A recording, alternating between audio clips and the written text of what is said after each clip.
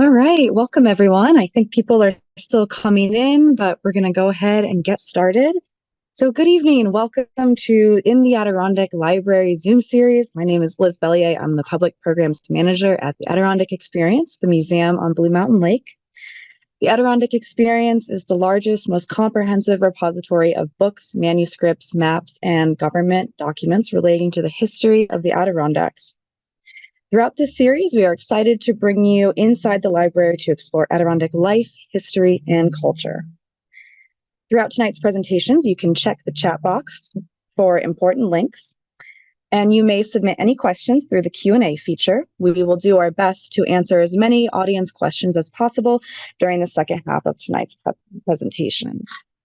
I'd like to introduce our two speakers for tonight. So throughout this series, we have partnered with Mitch Tyke, station manager of North Country Public Radio and host of Northwords.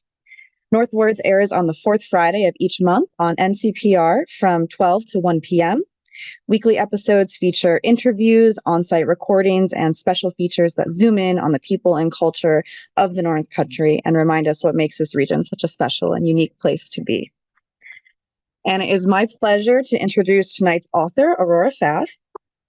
Aurora Pfaff is a writer and editorial content manager based in the Adirondack Mountains. She is a lifelong reader and devoted collector of books, and she graduated with a master's degree in liberal arts from the Harvard Extension School, where she studied Victorian literature, and in particular the works of George Eliot and the influence of science on 19th century literature.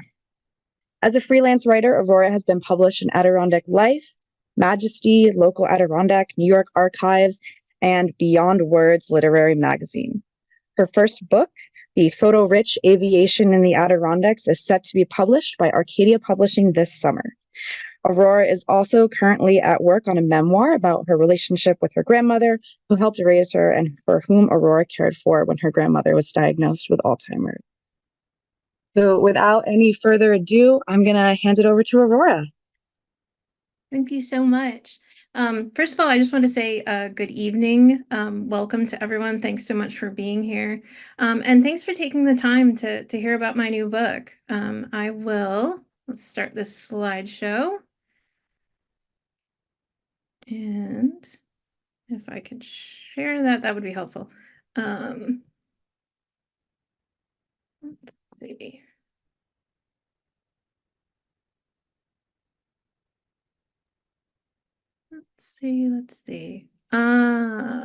Let's see. Liz, it looks like it's not letting me share my screen. Okay, so let's see. So I can share. I just updated the settings. Okay. So it should allow you to share.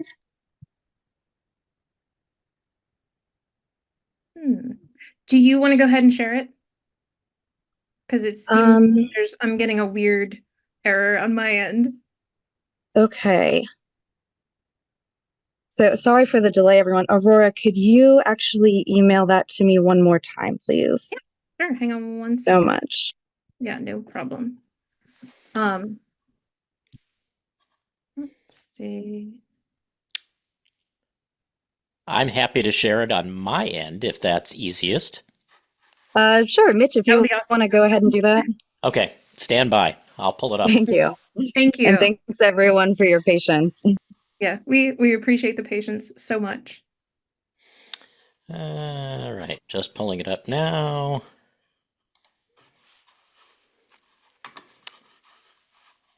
And let me see if I can hide film strip. All right.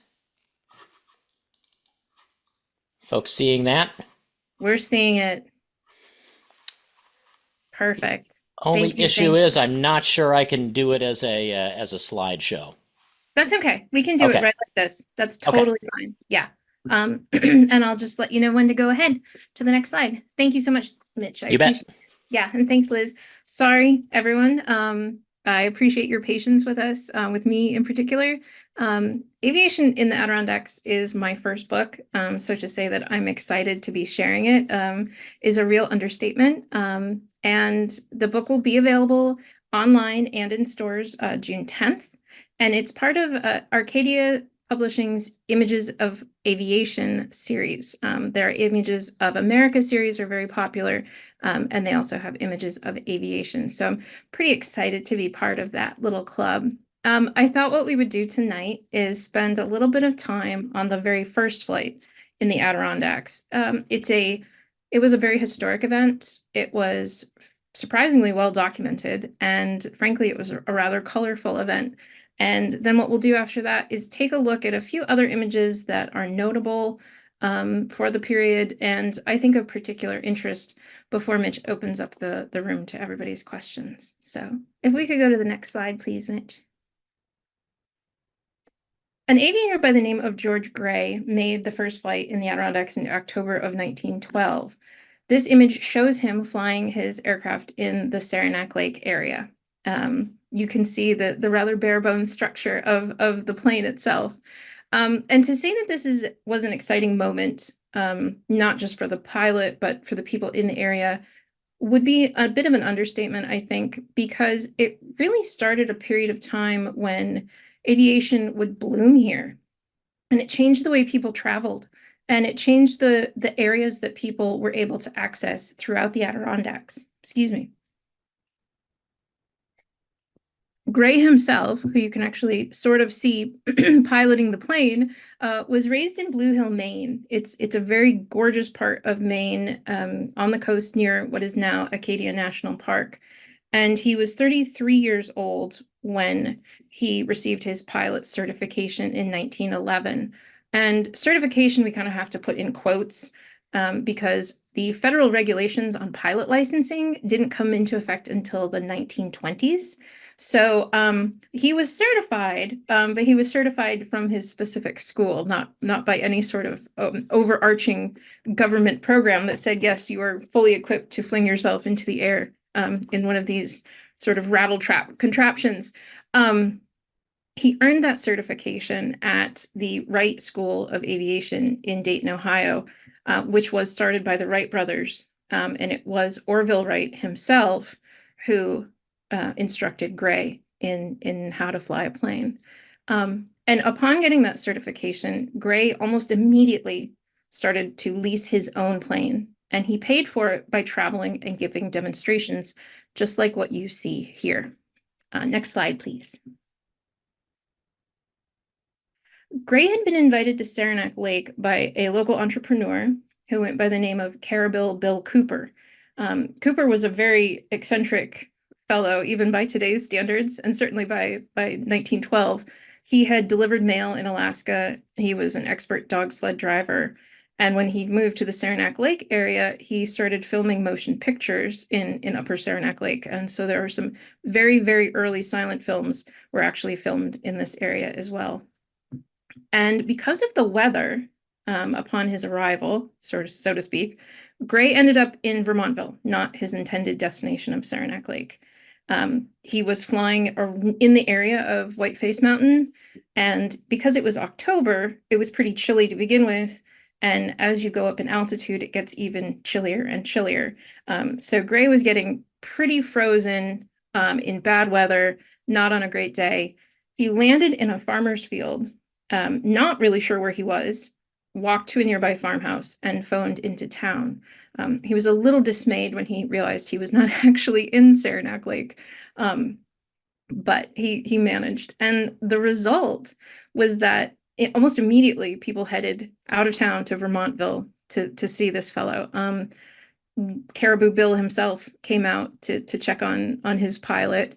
Hotelier Paul Smith, who was the namesake of the Paul Smith College, and as well as the hamlet that the college is in, went out. And a young woman who was staying nearby went to see the airplane and the pilot. And that's kind of a fun story that we'll get to in a minute or two.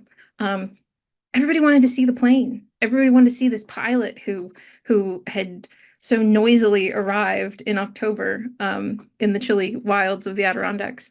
And it was exactly the sort of event that would inspire other people to become pilots. And if you look at the history of aviation, a lot of pilots from World War I onward into World War II and Vietnam, they were inspired by events exactly like this. Barnstormers showed up in their town, gave them a 25-cent ride in a plane, and they were hooked. Gray's plane, which you can see here, if you're a plane nerd, but you don't have to be to appreciate it, was a Wright Model B. It had two very, very basic seats. It was completely open to the elements. It had about a 35 horsepower. If you know anything about modern automobiles, which I know very little, but I know enough to know that that's a lot less than a modern automobile. The maximum speed of this plane was around 45 miles per hour, which I still think is pretty good because we were less than 10 years from the Wright brothers' first flight, and their longest flight on that first day was under a minute. So for someone in 10 years to get to a point where we have this airplane that can go up to 45 miles per hour, had a range of about 100 miles of flight, I think is pretty remarkable. So even though the range was limited compared to what we know now, back then it was pretty remarkable. And in the photo on the far left, that's actually Gray, George Gray, wearing a sort of flat newsboy cap, circling his airplane. He was, because it was not actually his, he was very particular about taking care of it. Next slide, please.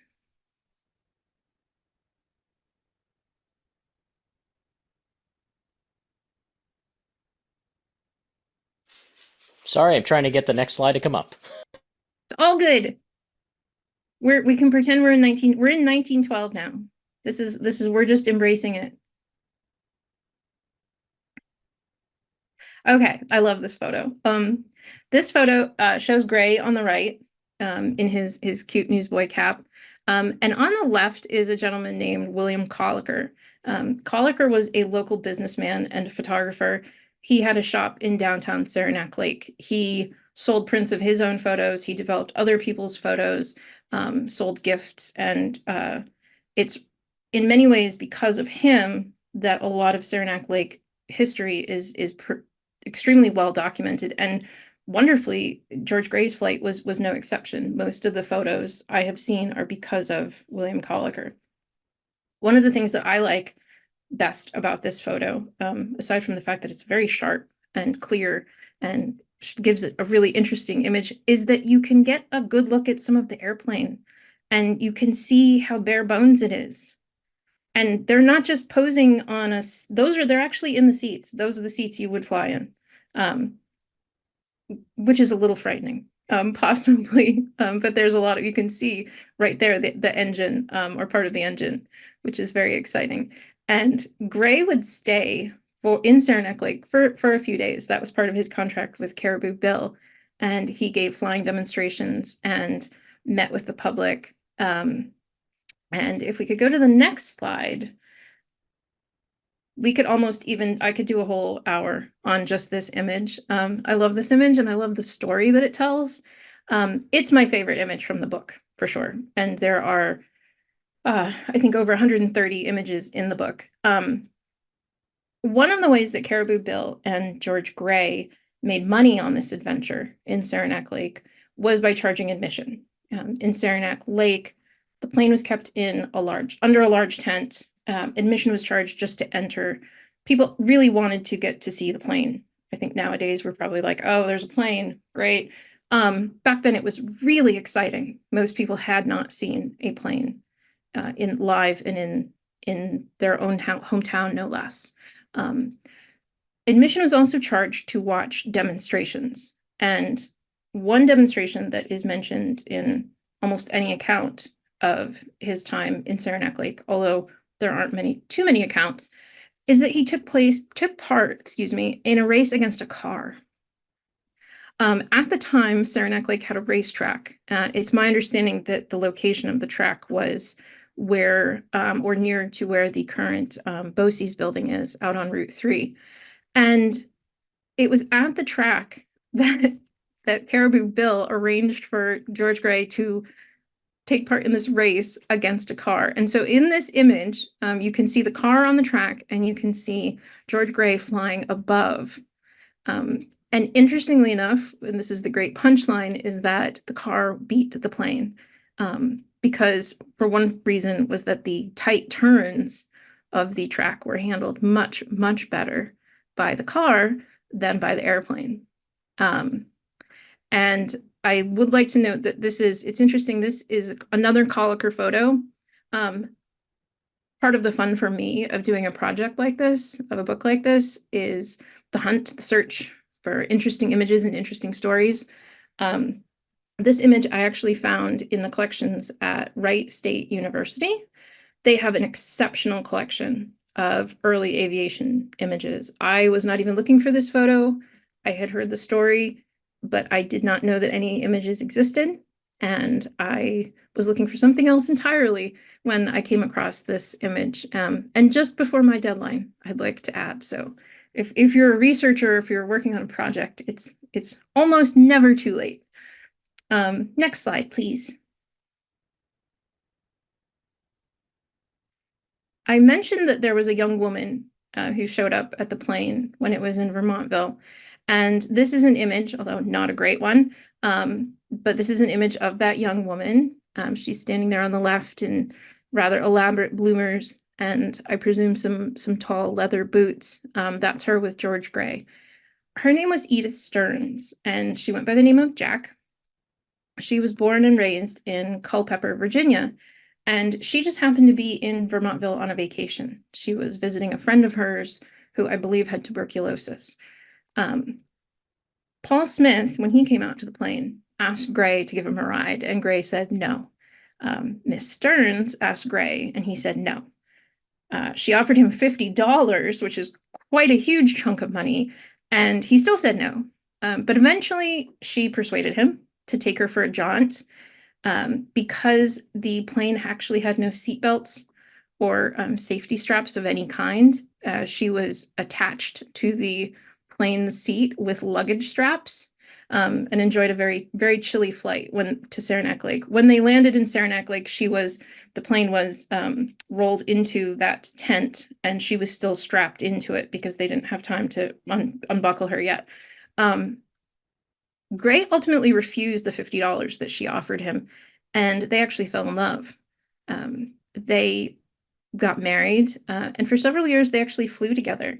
She received awards for being the first woman in the state of Virginia to fly, and she even returned to the Adirondacks and took part in a winter carnival parade on an aviation-inspired float. On the left, there is an image of the cover of her memoir, and it's called Up because that's what she and Jack named their plane, because it didn't always go up. Ideally, it should, but it didn't always. And they did only fly for a few years, but they were really wonderful years together. And he went on to fly in World War I, by the way. Next slide, please. So in the years following Gray's flight, aviation really blossomed in the Adirondacks. More and more people became pilots, purchased their own planes, turned ordinary fields into airstrips, and there was a time when there were so many more landing fields and airstrips in the Adirondacks than there are today. The photo on the left was taken in Piseco, a very rough landing field adjacent to Abrams Sportsman's Home. If you're not familiar with the Piseco area, which I was not before this project, Abrams started out as sort of a rough lodge for adventurers and hunters and fishermen, and gradually had a carousel and a boathouse, and was really a great spot for a vacation on the shores of Piseco Lake. And you could land your airplane on the field adjacent to Abrams. Today, there is still an airport in Piseco, and they even have a fly-in pancake breakfast every year, which I'm hoping to attend someday because it sounds fun. The photo on the right was taken in Hamilton County, and although the identity of the young woman is unknown, I'm really very fond of this photo. Part of the fun for me about writing, and writing a book is that there's so many fascinating individual stories that we get to represent.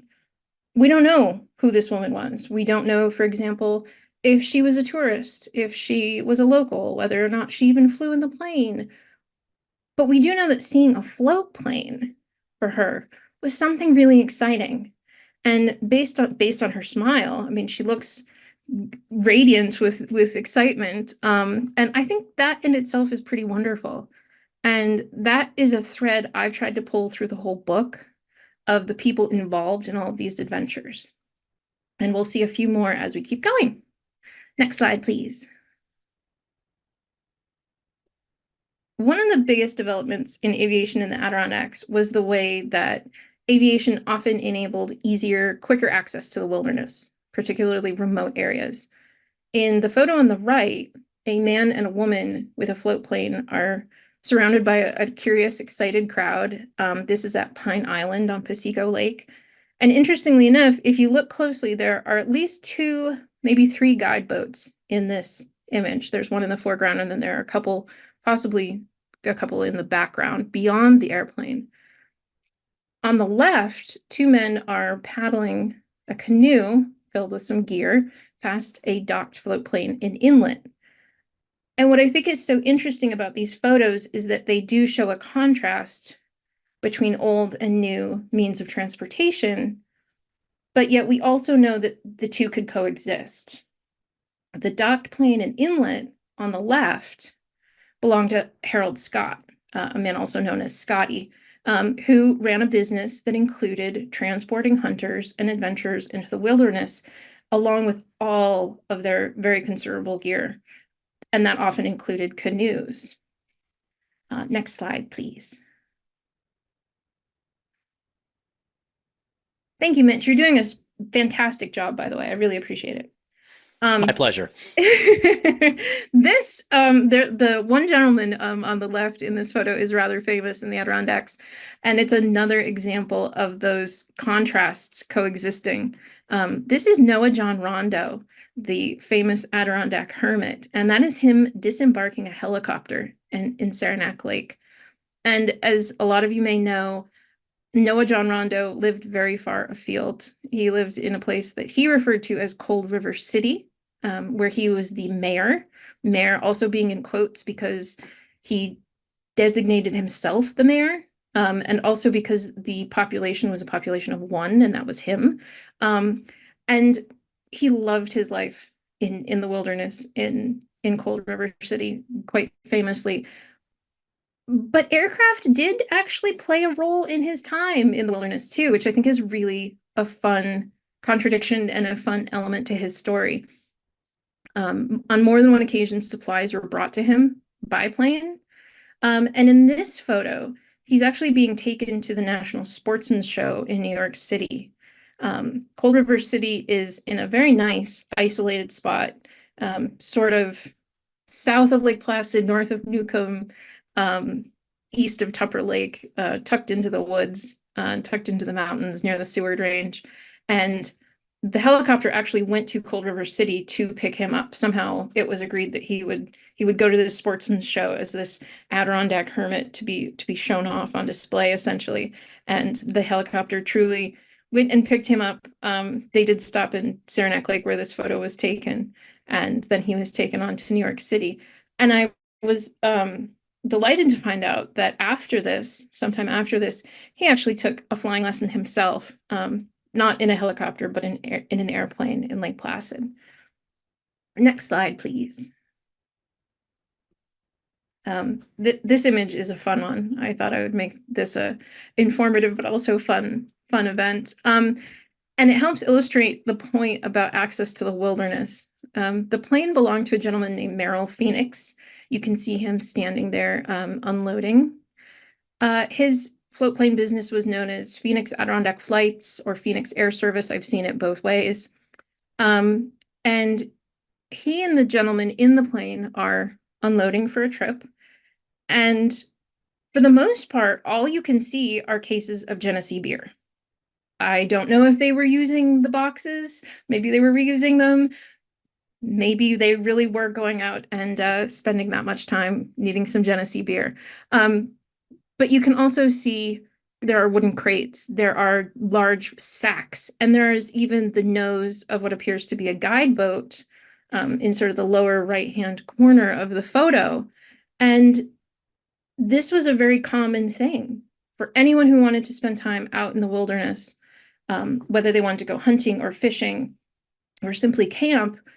Aircraft made that possible, and many of the local businessmen who had float planes, who made that a business, would take people out into the wilderness. And it was faster and in some ways easier. You didn't have to, for example, paddle for several days just to get to where you needed to go. In a couple of hours, you and all your gear and all your boxes of Genesee beer could be in the wilderness. Not that I'm condoning or condemning, just pointing out it's a fun image. Next, please. And in fact, in the book, the chapter that I call Adventures in the Wilderness is by far the longest, simply because there were so many wonderful examples of great aviators in the Adirondacks who were taking on these kinds of flights. Lakeside hotels that have their own sightseeing planes, and so much more.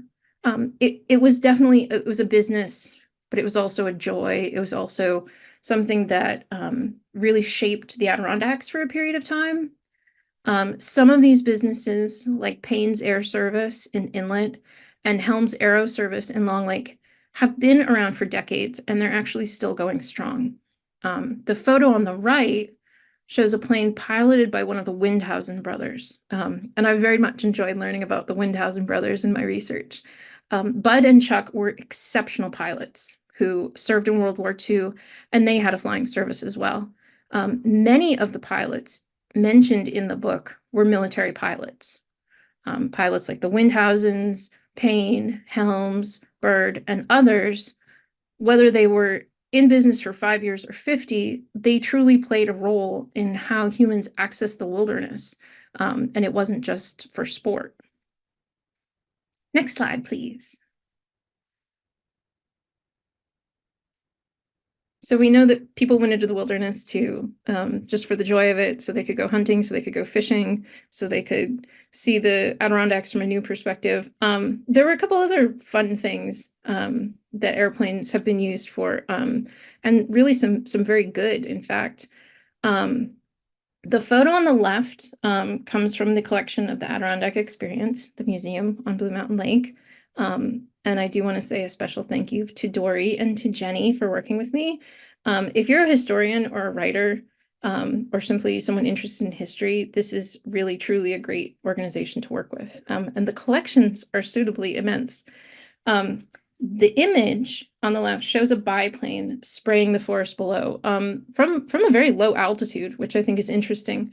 And over the years, the state of New York, and in particular the Department of Environmental Conservation, has become quite adept at utilizing aircraft, whether it's for animal surveys, wilderness rescues, and in particular for fire suppression, which is exactly what is going on in this image. The image on the right, which I'm super excited to show you in color because it's not printed in the book in color, is an envelope that was stamped and postmarked in Keene Valley, made its way to New Jersey via airmail on the very first airmail flight out of the Adirondacks, which again is one of those things that may not seem that exciting to us, but back then it was kind of neat, and it's a good little story too.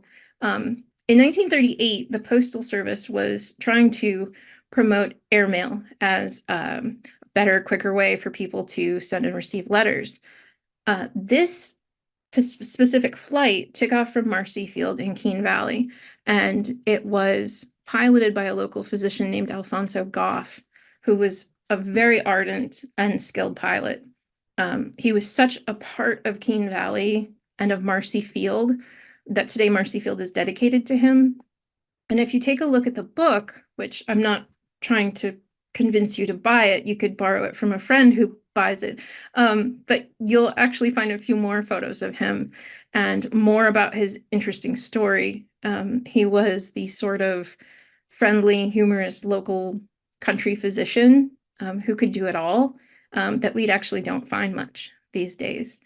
And incidentally, just one other fun thing that just goes to show how exciting it can be and interesting it can be to do research like this. The man who took the photo of the biplane spraying the forest fire was a New York State conservation officer. And it turned out that he was the grandfather of a friend of mine who lives in Vermont. She actually used to be my boss at the Shelburne Museum. And in the book, I was able to utilize the caption and the text area to highlight a little bit more of who he was and what he was doing, just as much as I was what the state was doing with using the biplane to combat forest fires, which they not only sprayed, but they also used planes to watch for forest fires. Next slide, please.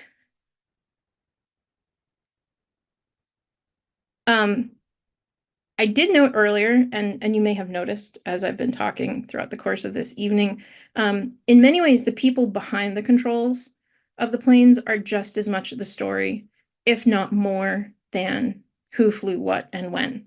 George Gray flew in 1912. Cool. The story itself is actually a lot more interesting than just he was here and he left. Those facts really help us learn about the people who were involved. This image shows a man who made a big impact in the Adirondacks and elsewhere. And yes, he is Santa, but he was also a man named Julian Rice. He was the founder of Santa's Workshop at North Pole, New York, and he was a very keen philanthropist. A few years, after Santa's Workshop opened, Rice began Operation Toy Lift. And that was a program that brought Christmas gifts to underprivileged children by plane, delivered by Santa. And Operation Toy Lift was a big success. It meant a lot to a lot of people. It grew and it grew. And eventually it required a much, much larger plane that was loaned by an oil company. But in the beginning, Rice flew all of the gifts himself in his plane, and this is his plane. He would be met at airports by children from orphanages and hospitals, and they would be given their gifts there at the airport by Santa. It's a nice modern twist on Santa's sleigh, and it did something really important for a lot of children, children who didn't have much. And there are a couple of things that are even also interesting about this photo. If you look closely, there are only 6 reindeer in the illustration. I presume they ran out of space. And then the other part is that it's called a Stinson flying station wagon. And there was a time when companies such as Stinson advertised their aircraft, especially to families. There are ads showing a family with 2.5 children and a dog and a picnic basket, and they're gleefully rushing from an automobile station wagon to their shiny airplane. And in fact, many people did just that, and Julian Rice was among them. And there are other Julian Rice stories about aircraft and crashes and all kinds of good things. But we won't get into that. I am partial to him as Santa. So I'm ready, Mitch. There are a lot of stories in this book that I have not covered here tonight. It's simply not possible. But what I do hope is that it has given you a sampling of some of the interesting stories and events that aviation has brought to the Adirondacks. Adirondack skies have seen biplanes, hot air balloons, one of the earliest Goodyear blimps, flying priests, military aircraft, float planes, and helicopters. I happen to love old postcards. I know the ADKX has a really nice collection. And in researching the book, I came across a few that I was able to purchase for myself. And they're yet another example of how prevalent air travel was in the Adirondacks in the 20th century, and what a large role it played for adventure, for day-to-day life, for public service, and beyond, and how eager people were to share those experiences. So I want to say thank you so much. I'm absolutely eager to hear some questions, and thanks again.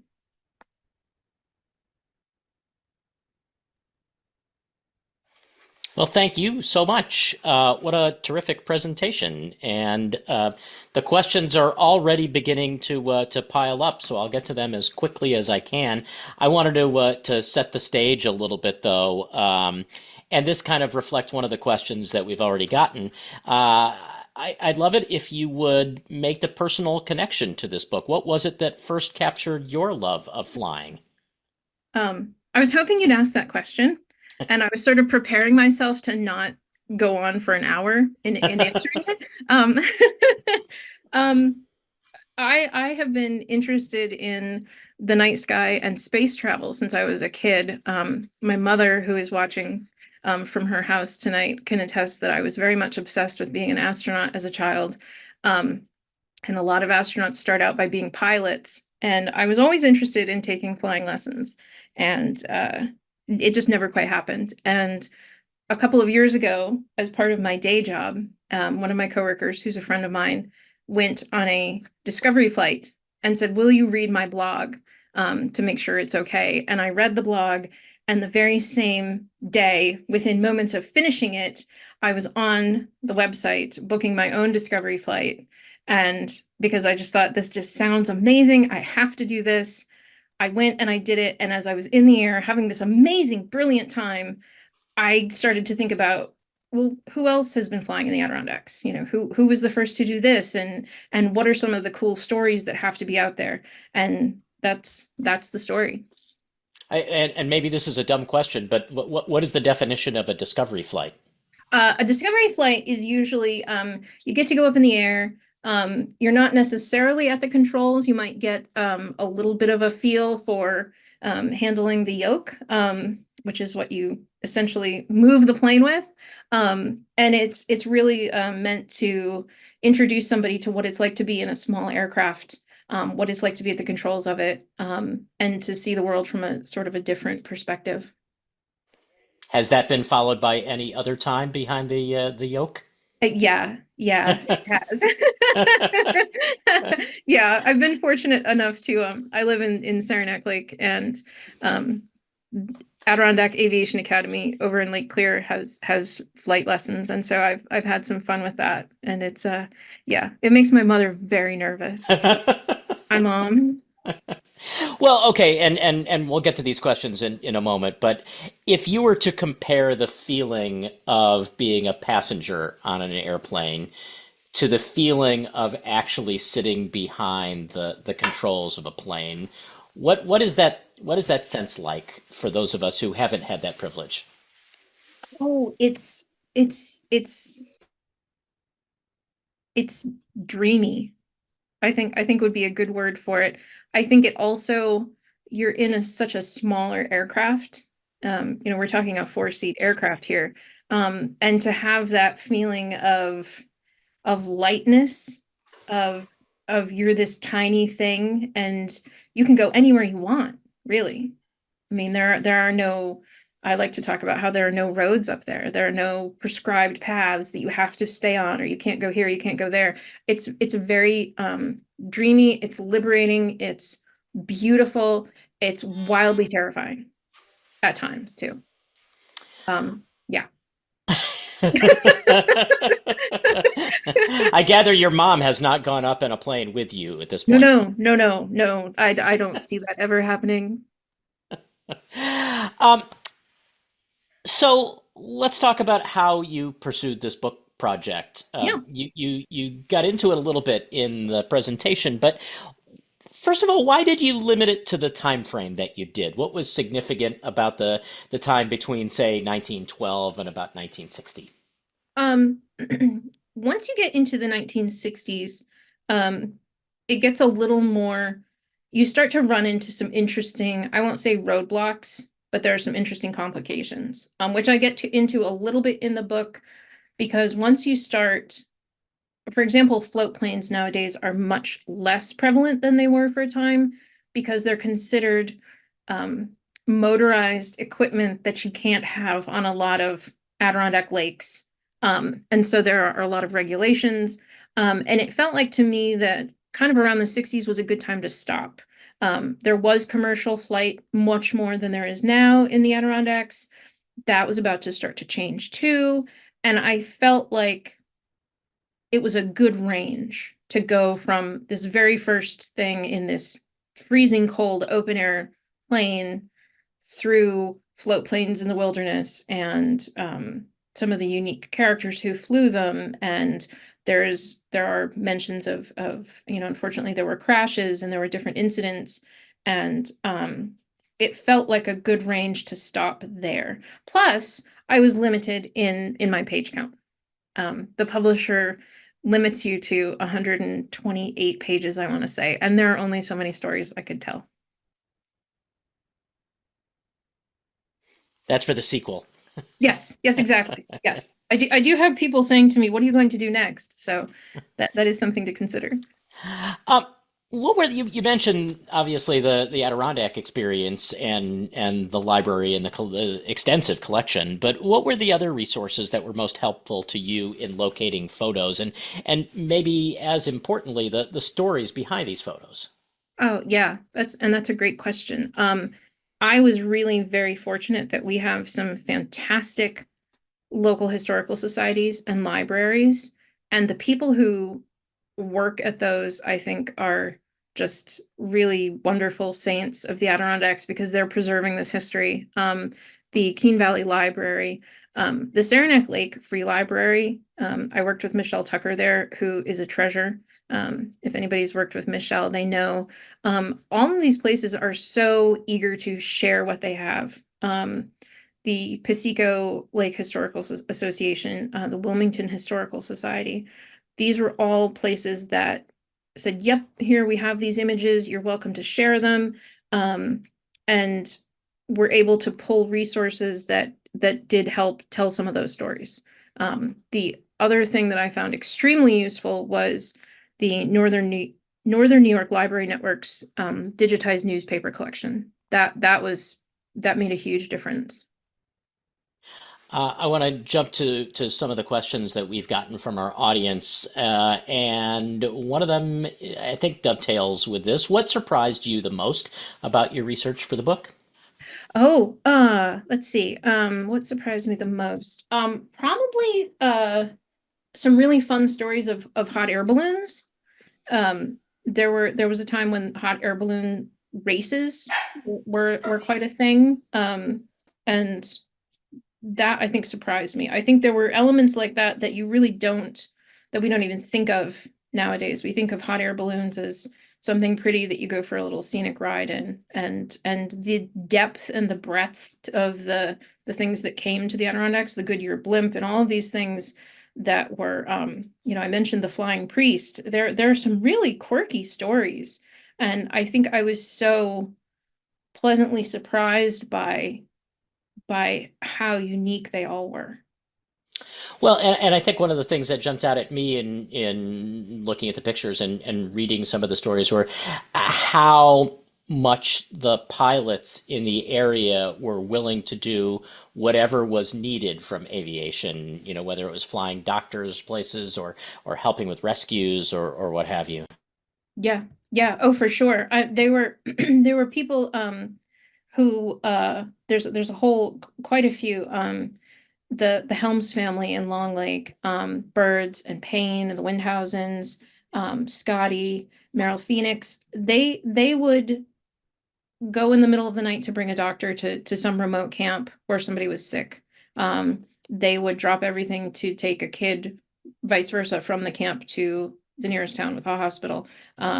They were really adventurous guys, and I think really they loved flying and they loved what it could do for the communities.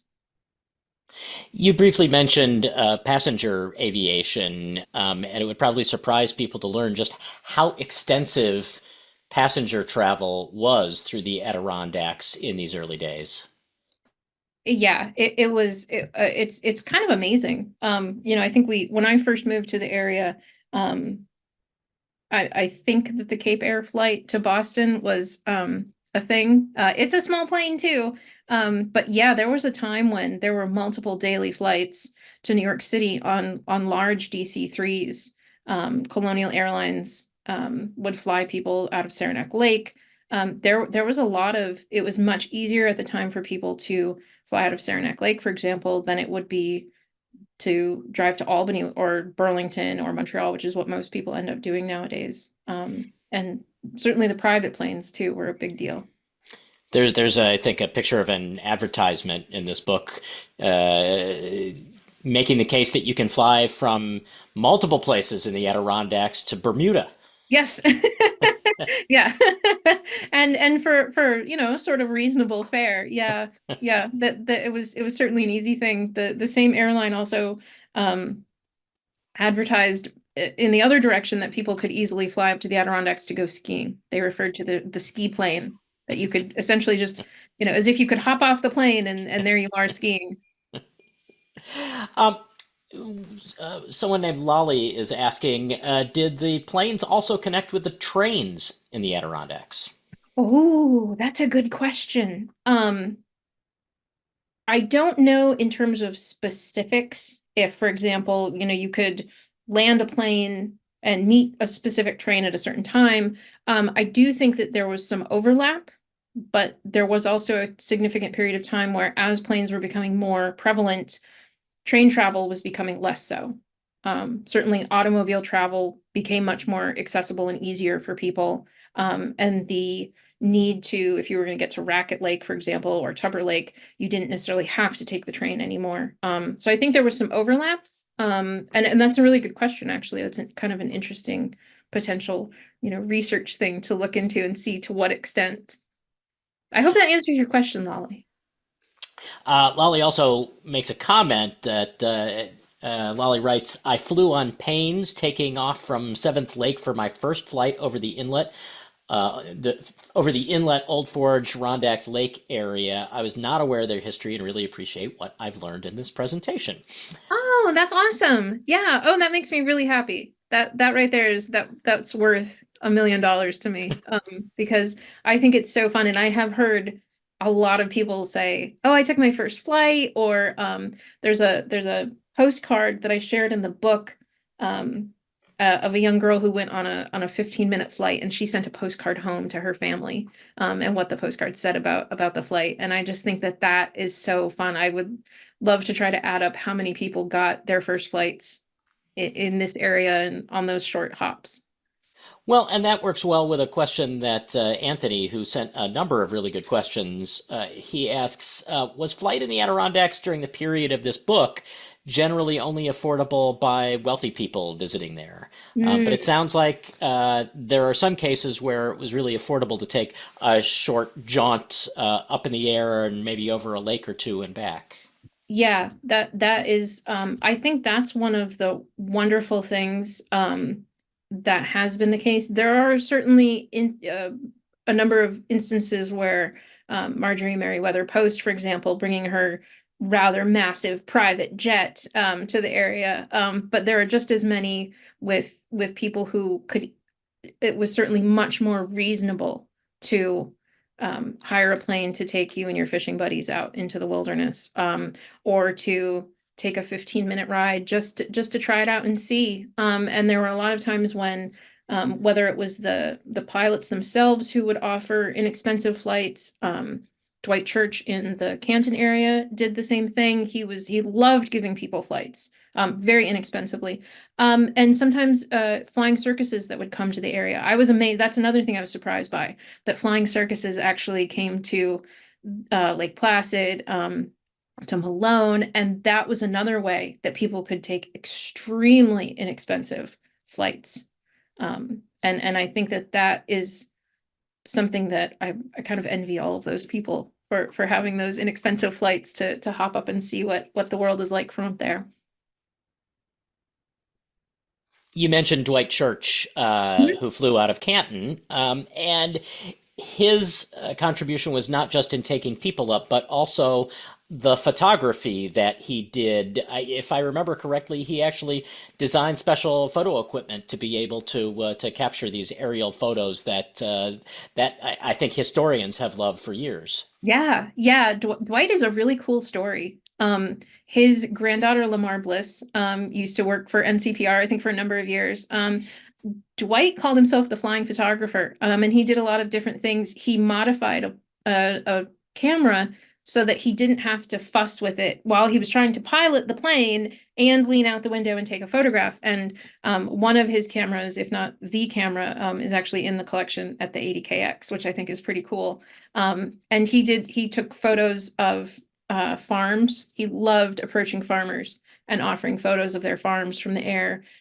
He had a company called Photo Park. He took what he called Skyview postcards. I have several Dwight Church Skyview postcards in my collection now, because they're great photos, and it seems like the man must have spent most of his time in the air, more so than on the ground. It's amazing to think of him flying the plane while taking the pictures. Oh yeah, yeah. And it, if anybody looks in the Adirondack Experience collections, are very many of them are digitized, and you can look and find the camera, and it's this big bulky thing. It's not, I mean, it's a thing that I think has like a bellows, and it expands, and he had to do these different things. And yeah, and you're flying a plane, and that, you don't want to crash. So that's a lot going on all at once. Another really nice comment. Thomas, I think it's Castelline, writes, I signed up for your presentation hoping it would touch on the float plane pilots that operated in the Fulton Chain area. You did not disappoint, and I'm particularly thrilled at the mention of the Windhausen family. As a small boy in the 1960s staying in Eagle Bay, it was incredibly exciting to witness him fly his Grumman amphibious plane, flying low over the cottage community, land out in Fourth Lake, and then roar up on land and spin around in front of his home, still called Windhaven. That's awesome. Thomas, thank you so much. I really appreciate that. I had never heard of a number of these people before I started doing this project, and the Windhausen brothers, and in particular I think the amphibious plane was referred to as a widgeon, which I think is a fun name. And I would like to see. I've heard that there are photos out there. One of the neat little things that I learned in reading this book was that the term for a specific kind of amphibious plane was a hydroplane, and putting two and two together and thinking about what hydroplaning really means to most of us now, but its origination in aviation. Yeah, and it was a different type of plane. Float planes essentially land on the floats, which are in lieu of wheels, or in some cases skis. A lot of Adirondack planes landed on skis as well. But a hydroplane, the hull itself is what you land on. And I didn't know the difference when I started either. And it was just by finding images and finding old postcards, to be frank, that, I'm like, well, what is this? What's going on? And then you learn that there's a whole different world out there of aviation and planes that some people still own to this day and preserve very lovingly and fly in air shows. Hydroplanes are a very cool thing. Anthony also asks, did air flights play any role in transporting tuberculosis patients to and from the sanitariums in Saranac Lake and the region? That's a good question. I honestly don't know. I've only in the past heard of people taking the train for the most part, especially because the trains could drop people off right in either at Raybrook, which had its own station, or at the depot in Saranac Lake. But it's definitely possible. It's absolutely possible. They also they did definitely take photos, aerial views of sanitariums, such as are pictured in the book. Excuse me, sorry. I've killed Mitch. That's what happened. I've ruined him. Ironic that I would be coughing while we're talking about tuberculosis. You planned that, I'm sure.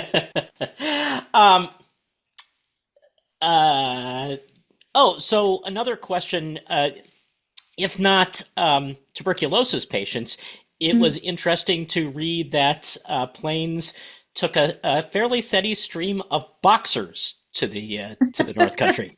Yeah. I would never have imagined that the Adirondacks were a hot spot for boxing, but it's the Osborne Inn for a time had a boxing camp The Osborne's son knew, I think it was a famous cornerman. I'd have to check my notes from my own book, which is kind of sad. And yeah, boxers like Max Schmeling would come up to the Adirondacks. They would actually be flown up.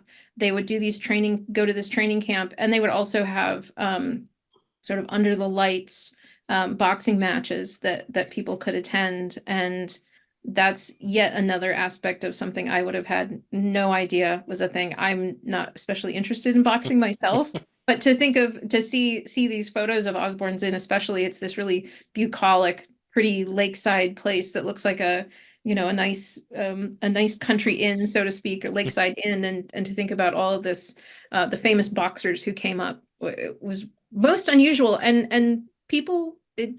In all of my research, all of these disparate people who came up, boxers and aviators and adventurers, all were really struck, I guess, as we all are, with how beautiful the Adirondacks are. No, I've just lost the questions. Hold on, let me open them up again. Here we go. Anthony also wants to know, is there still a lot of air service like Helms being done, flying guides and hunters and fishermen and others to backwoods lakes? Yeah. So I would encourage anybody this summer, go for a flight. The Helms company in Long Lake, they're right at the beach. It's a very distinctive spot. It's nice to drive by and see a float plane pulled up on the beach. They are in their third generation of family pilots. It was started by Herb Helms, then his son Tom, now the grandson Tom is running it. Payne's is also in service. They've been in business for a long time as well. And Bird's also, Bird's Air Service. Bird's, I think, and Payne's are more closer to inlet.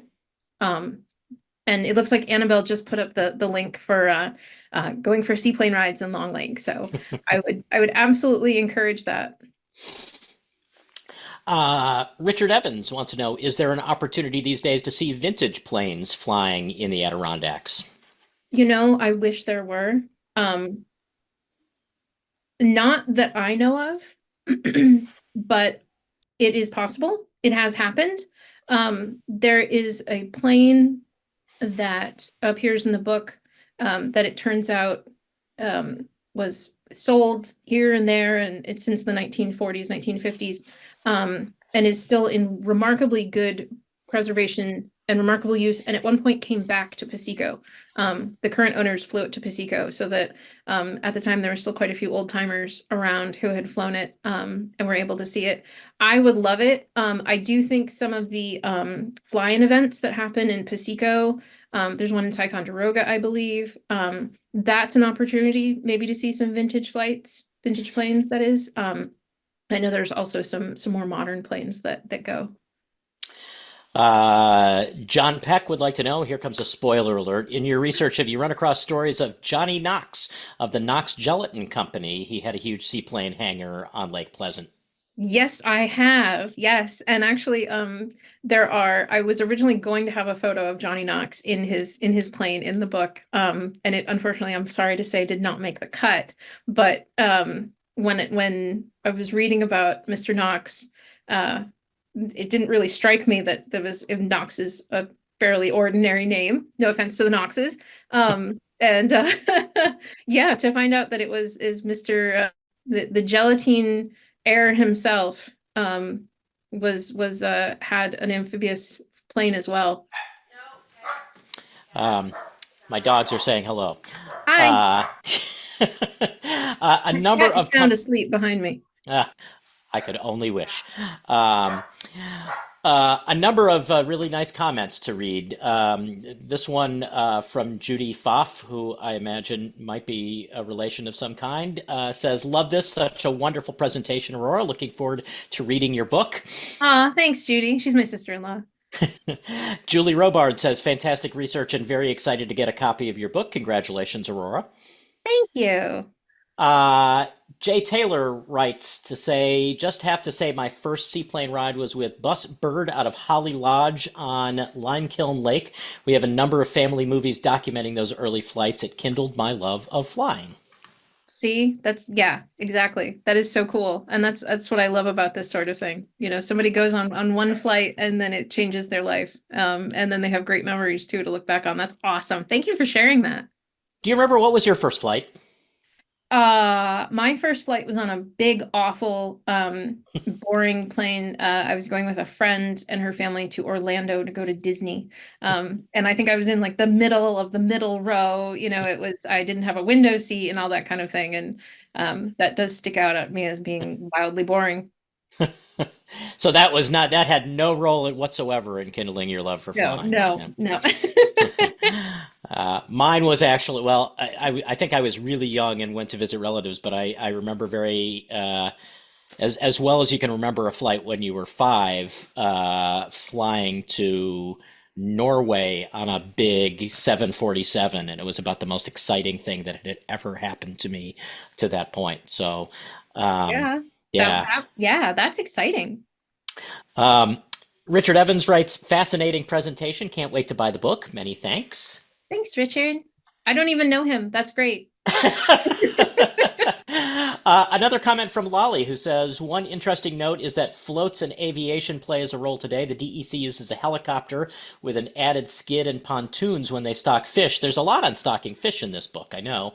I saw a helicopter flying over the old forge area and Googled it to figure out why a helicopter needed floats. The one I saw was likely going to stock Moss Lake based on the 2024 schedule. Ooh, very cool. Moss Lake's in the book too. We love Moss Lake. One more question from Anthony, who says, since aerial telemetry relies on planes, I assume there were a number of pilots that participated in assisting in this practice for environmental research and monitoring. Totally. Yep. Especially as you got more into the 50s and the 60s, for sure. Yeah. Yep.